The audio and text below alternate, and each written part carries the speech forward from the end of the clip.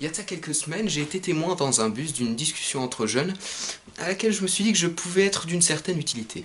Donc c'était une discussion de lycéens, donc ils discutaient un peu de tout et n'importe quoi, et sans grande raison apparente, il y en a un qui s'est mis à dire « En fait, si je me mets dans le bus, qu'il avance, que moi je saute, bah je devrais me retrouver plus loin à l'arrière du bus, non ?» Sur ces mots extrêmement sages, il s'est un peu avancé dans le bus et il a sauté. Comme vous pouvez vous en douter, il est retombé exactement au même endroit d'où il avait sauté. Hein, pas de secret là-dessus. Moi ça m'a fait un peu rire, mais c'est vrai que pour quelqu'un qui a jamais fait de mécanique, ça peut paraître assez étrange comme situation. C'est vrai quoi, le bus il avance, on décolle du bus et on reste au même endroit dans le bus. Pourquoi? Donc je me suis dit que je pouvais peut-être apporter une réponse à ceux qui se posent cette question-là. Alors cette réponse va mettre en jeu de la mécanique basique, hein, donc quelques vecteurs. Vous allez voir, c'est pas dur. Mise en situation. Pourquoi j'ai cette voix moi?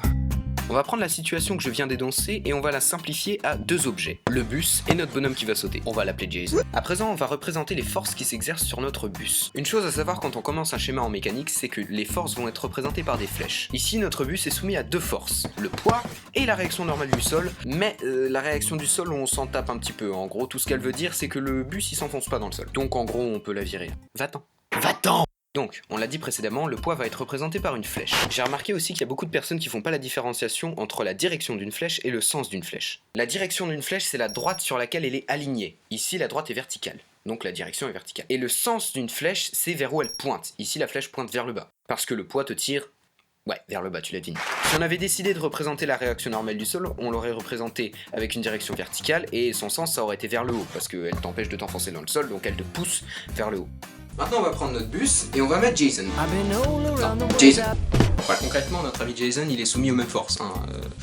Un peu moins forte parce qu'il a moins de masse mais c'est les mêmes quoi. Donc le poids et la réaction normale du sol du bus dont on se tape toujours. Concrètement dans cette situation, on est tous d'accord pour dire que si Jason il saute, il n'y a pas de mouvement donc il retombe exactement au même endroit. C'est le moment de mettre du mouvement. Parlons un peu de la vitesse. Sur notre schéma, la vitesse va être représentée par une flèche qui pointe vers le sens de déplacement du bus. Donc du coup on va la mettre là.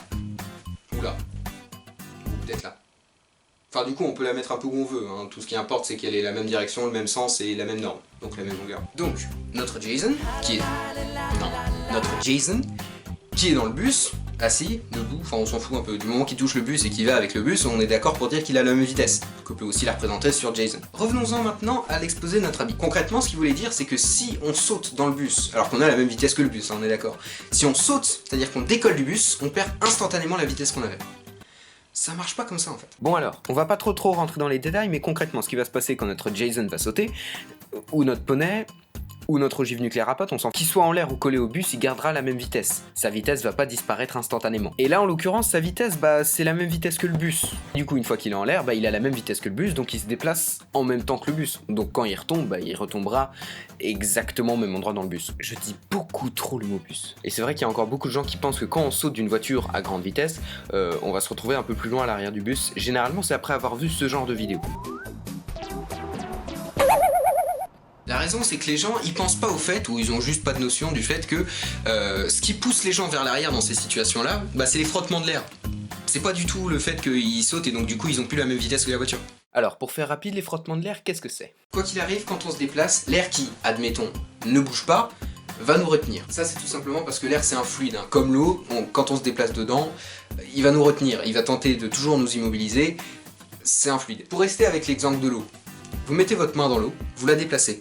Vous allez ressentir une contrainte. Dans l'air c'est la même chose, c'est juste que l'air est beaucoup moins dense que l'eau, donc on le sent beaucoup moins au quotidien, parce que la contrainte est beaucoup moins grande. Mais l'air c'est un fluide newtonien, donc du coup quand on se déplace 2 fois plus vite dedans, on ressent 2 fois plus de contrainte. Et donc quand on saute du toit d'une voiture à grande vitesse, déjà on n'est pas très futé, comme on a décollé de la voiture qui était la seule chose qui nous est avancée, les seules forces qui vont rester c'est le poids qui va nous faire tomber vers le bas, et les frottements d'air qui vont nous empêcher d'avancer. C'est ça qui fait qu'on perd très rapidement de la vitesse, surtout quand on va très vite, et que du coup on se retrouve à aller moins vite que la voiture et on tombe derrière et on a mal. Donc le système bus, très rapidement, un système en mécanique c'est un ensemble d'objets à qui on fait subir généralement le même mouvement. En tout cas si on met tous ces objets dans le même système, c'est que généralement on va leur faire subir le même mouvement.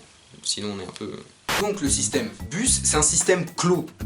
C'est-à-dire que l'air à l'intérieur, il est enfermé, il bouge pas avec l'air qui est à l'extérieur, il bouge pas en même temps, il bouge en même temps que le bus. Donc dedans, il n'y a pas de mouvement d'air, du moins pas suffisamment pour que ça ait une importance ici, et donc quand on saute, bah y a rien qui nous retient vers l'arrière, donc on retombe exactement au même endroit dans le bus. Parce que bien sûr, d'un point de vue extérieur, on a fait un sacré bond. Donc voilà, j'ai terminé mon speech, j'espère que ça a été clair. Comme quoi la physique, ça peut être pratique dans la vraie vie. Les maths aussi. Enfin, ça dans la vie de tous les jours, peut-être pas, mais quand même, c'est pratique les maths. Hein, les vecteurs et tout ça, c'est pas mal. Et